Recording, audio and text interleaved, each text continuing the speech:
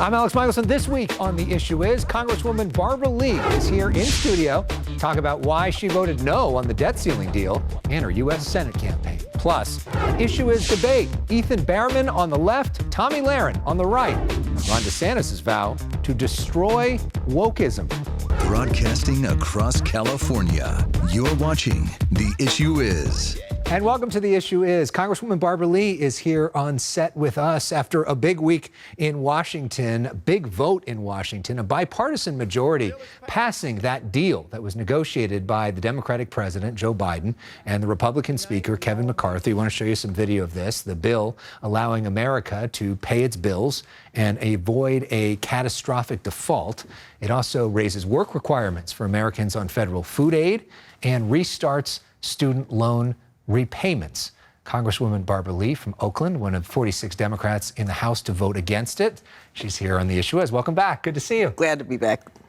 So the president wanted people to vote for this. The Democratic leader wanted people to vote for this. Why'd you vote against it? Well, first, let me just say this was a manufactured crisis, first of all, with the MAGA extremist Republicans. And I believe that they actually wanted the country to go into default. Those of us who voted against it never would allow the country to go into default. We actually, way back last year, wanted to do the debt ceiling vote then. We also had a discharge petition. Of course, all Democrats signed that. And we also talked about the 14th Amendment. And so we've been pushing hard not to default. And so when we looked at the deal, and I have to tell you, the president did a phenomenal job. It was lose-lose, really, with Kevin McCarthy and the MAGA Republicans really wanting to go into default, that I decided when I saw that the work requirements were going to be disproportionately impacting black and brown women with children. Students now are going to have to repay these loans. I mean, there were some provisions in there, and as an appropriator, looking at it and how much our discretionary domestic spending is going to go down $1 billion, I had to represent my constituents and the 20 million people here in California who are one paycheck away from poverty. So when you say you weren't going to let there be a default, if this came down to just you, because there was enough votes where there was a margin here, if this came down to just you and it was vote for this or have a default, would you have voted differently? Well, let me tell you, we all talked and we knew that it wasn't going to come to that. So you were able to vote for this because you didn't have to worry about the default? We knew there was not going to be a default once we counted the votes. So we know the votes on this were different among the candidates for Senate. You voted against this. Katie Porter voted against this. Adam Schiff voted for it. He put up a tweet where he explained his rationale. He said this: "Today I voted to stand with Californians and stop a disastrous default, a default that would have killed jobs and skyrocketed unemployment." But if he were to say, you know, this is the sort of responsible adult thing would be to vote for this and back the president, you say what? I say the responsible adult thing was to recognize that no one was going to allow this country to go into default. And there's some of us who have to stand up to these MAGA extremist Republicans, and some of us who have to look out for those 20 million people who are one paycheck away from poverty in California. Let's talk a little bit more about the Senate race itself. We have some images of you out on the campaign trail recently interacting with Adam Schiff. You met him at the California convention, the Democratic convention. You did an event with Katie Porter and Adam Schiff. What do you guys say to each other behind the scenes? What's your dynamic like? Well, we work together. We're colleagues. But we're different. You know, I have a lens that they don't have. They have lenses that I don't have. And I want to be in the Senate because it's certainly lacking diversity, first of all. There's no candidate in the race who looks like me and who's had the experience that I have had. Since 1789, there have been only 2 black women serving in the Senate, Senator Carol Moseley Braun and our Vice President. A total of 10 years since 1789. And so what I bring to the Senate is more diversity, more equity, more inclusion, and a new perspective that needs to be part of representation. Well, right now, every California statewide official that has endorsed anyone has endorsed you. We've got some images of the people that have endorsed you so far in this race. You've done very well with some high-profile endorsements, but you are still trailing in fundraising and name ID and polling. A lot of people don't know your story yet, which is why it's good you're coming on a show like this. But where do you see the state of your campaign, especially coming off the California Democratic Convention last week, and in terms of the strategy going forward? Well, when you look at the polling, What takes place, though, is once people get to know me, know my story, my experience, and what I have done to make life better based on many of my lived experiences, it's neck and neck. And so what we have to do is communicate to people how effective I've been, and I have a lot of courage and conviction, and I'll stand my ground. And as an independent, if I need to, taking on both parties. And so last week at the convention, it was really exciting. I mean, I've been part of this Democratic Party forever. I helped form the Progressive Caucus, the Peace Caucus, the Poverty Caucus. I'm a member of the DNC. I was on the drafting committee for the platform for two presidential elections. And so the Democratic Party activists know me, and they know who I am, and they know that my experience and my background is a standard that I'm going to continue with in the Senate. We've done something with both of your colleagues in the Senate race called the 4 questions. We're going to do with you now. This is a rapid fire, first thing that comes to your mind about the Senate job, okay? What do you think is the biggest issue domestically? Ending the filibuster. What is the biggest issue internationally? Global peace and security and our national security strategy. What is the Senate committee you would most like to serve on? Appropriations. And who is the modern senator that you respect the most? I am not going to answer that question. Okay, we respect it. I guess it's plead the fifth, so we just got to plead the fifth on this, the Andy Cohen game. Well, we know that you could potentially be serving with other black women in the Senate. This year is an exciting year. We've got 4 different women, including you, that are now serious contenders around the country as potential black female senators. As we know right now, there are none. Are you all sort of communicating with each other? Is this a sisterhood amongst yourselves? Yes, we are. Yeah. One is not enough. Yeah. One is not enough. Since 1789, only 2. We have a long way to go. But 4 of us are working together, and we're going to make sure each and every one of us are elected. What's the difference of having a black woman in there? Our experiences are different. First of all, when you look at us as Democrats, we've been the heart and soul and the backbone of the Democratic Party. We work hard to get Democrats elected. But we haven't had necessarily a seat at the table in the Senate except for a total of 10 years. Yeah. Secondly, we have lived experiences where our understanding of intersectionality, how poverty intersects with the lack of housing, affordable housing, and health care. And we want everyone to have a seat at the table. We want to get to know you a little bit more. So we know it was recently Memorial Day, and you celebrated your father with a great picture of him and his service, and also have recently celebrated your mother. There's a nice picture of you and your mom. What's the most important lesson you learned from your parents? My mother told me as a child, born and raised in El Paso, Texas. Of course, I told you my story about coming to Southern Cal, San Fernando Junior High and San Fernando High School. First black cheerleader there. Can't is not in the dictionary. So regardless of the barriers and the challenges, understand that you've got to dismantle those, break them up, and move forward, and do it not just for yourself, but for everyone. My dad served in World War II and in Korea, and I always remember him in his uniform. Proud black man, served in the 92nd Battalion in Italy, supporting the Normandy invasion, saying he wanted to buy a house in San Leandro, California, where coming from Southern California to visit my family, aunts in Northern California, you have to drive around San Leandro because they burn crosses. It was that racist. Okay? My dad said, I want to buy a house there. They ran him out of town.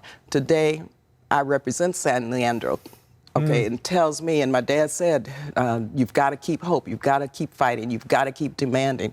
And you know, the arc of the moral universe is long, but it bends towards justice. And they were both, in their own way, fighting for their children to have the opportunities that every child deserved in this country, but also saying it's not for you guys only, it's for everybody who are facing these challenges. What a story, their story, and what a story, your story as well. Congresswoman Barbara Lee, always a pleasure to talk with you. Thanks so much for coming in. And you know we like to end with music. Before we have Tomi Lahren and Ethan Bearman up next, we're going to end with your favorite artist. Oh, Beyonce. Beyonce. And you know, we're playing her song, Break My Soul, because we know you can't break her soul, you can't break your soul. Oh, no. Oh, no. There's no breaking your soul. No. So, Queen Bee, take it away.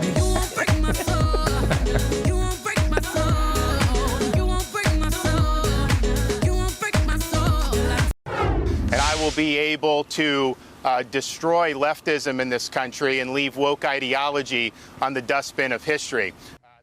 Florida Governor Ron DeSantis making that vow during an interview on the Fox News channel this week.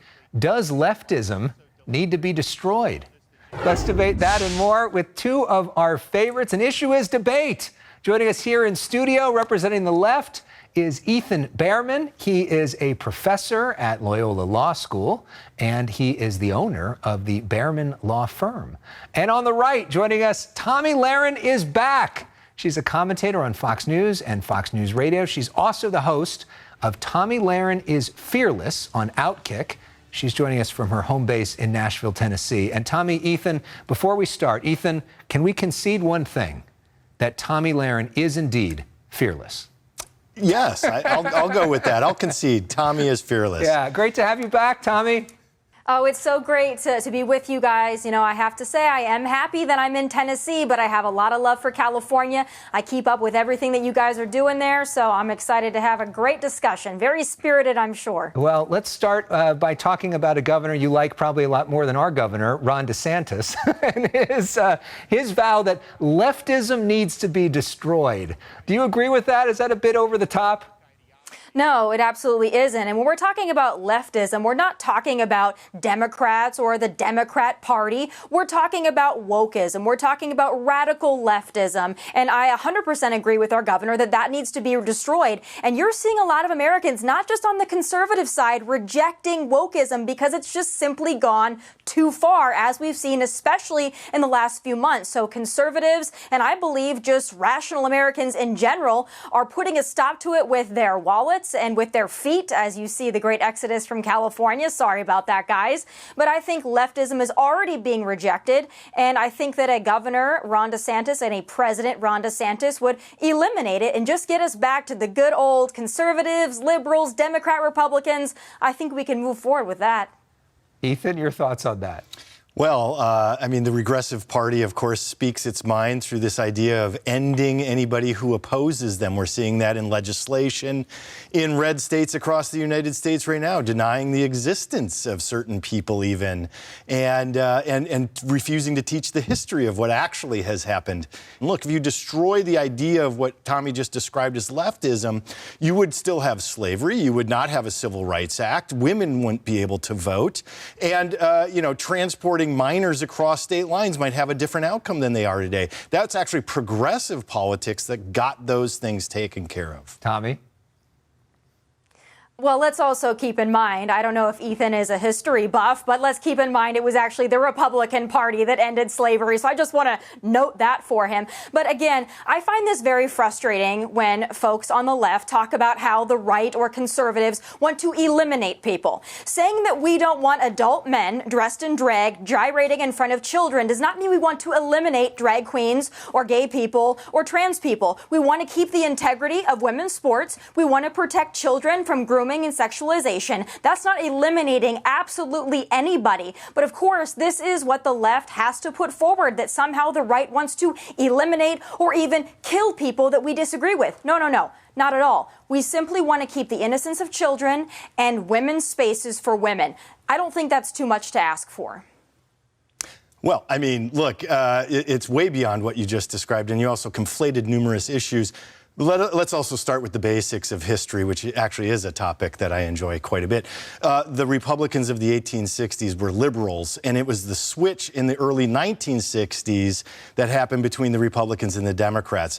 Liberals were the ones, leftists were the ones who fought against things like slavery.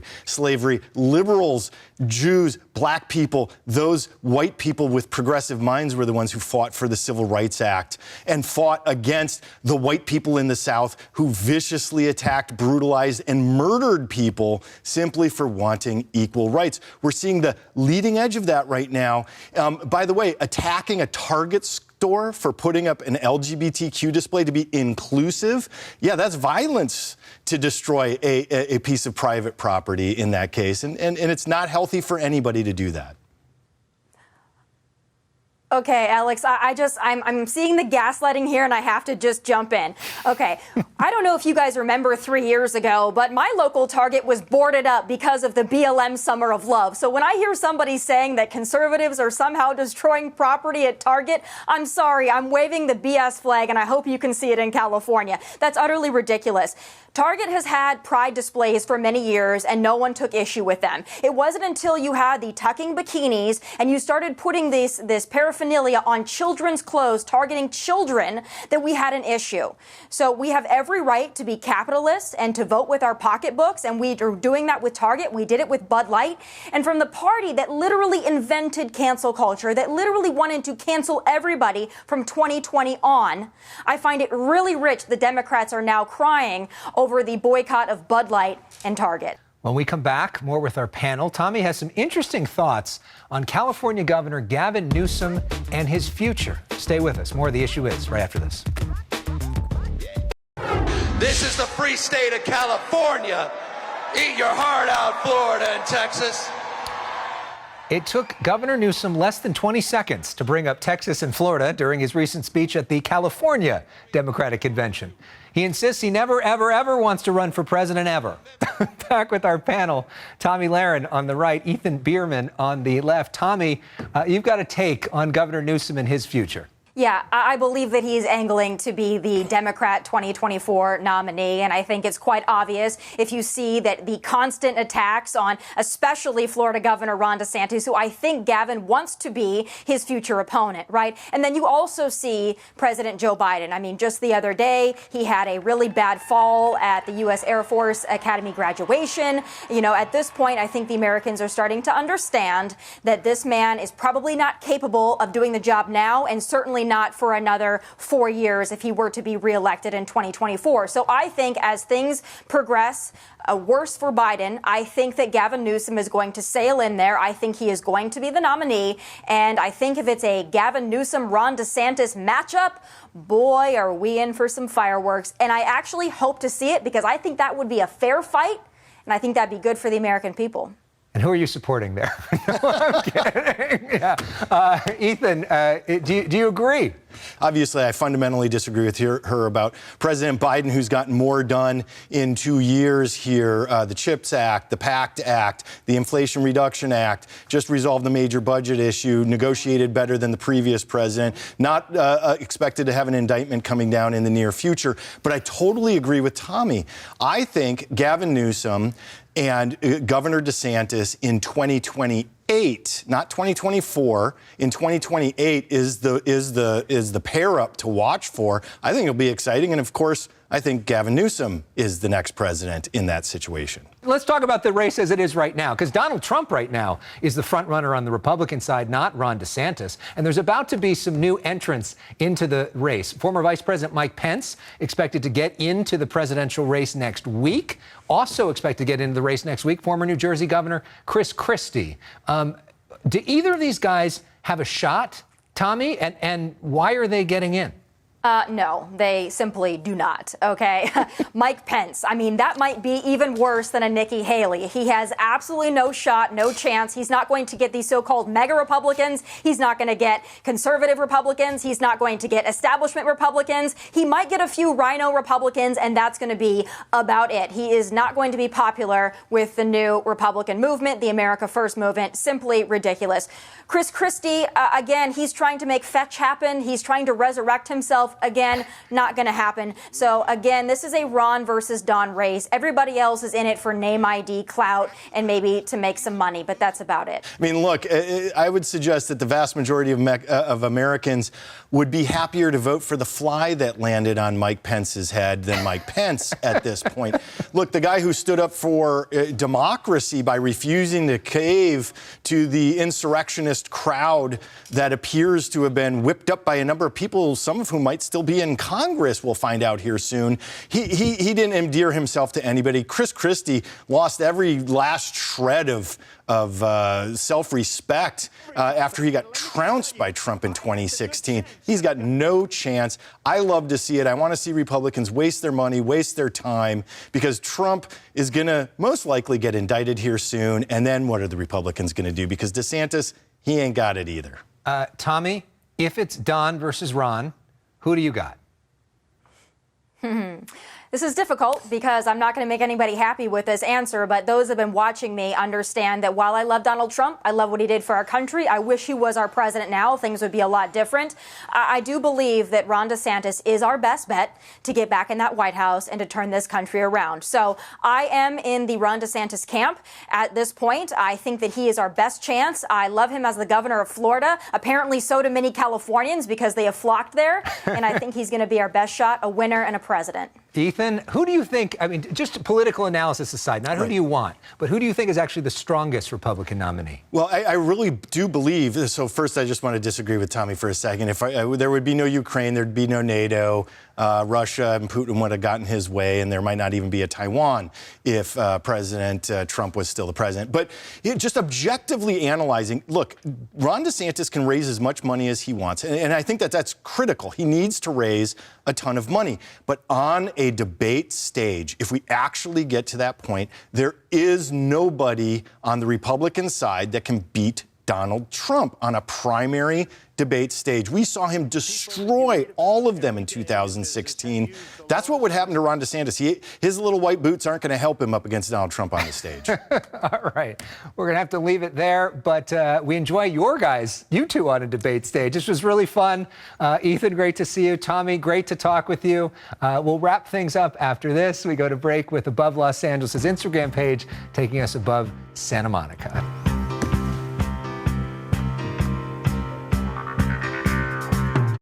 Very encouraged by what we saw Memorial Day weekend, the highest numbers of air travel passengers since any time before the pandemic. And it all went unusually smoothly. We're going to work hard to try to keep that up and push the airlines to keep that up as well. Part of my conversation this week with Transportation Secretary Pete Buttigieg. Speaking of summer travel, I'm flying out of town to spend some time with my family next week. So next week on this show, an encore presentation of our recent conversation with rock legend Sammy Hagar about his extraordinary success in music, business, and philanthropy. It's one of our favorite shows.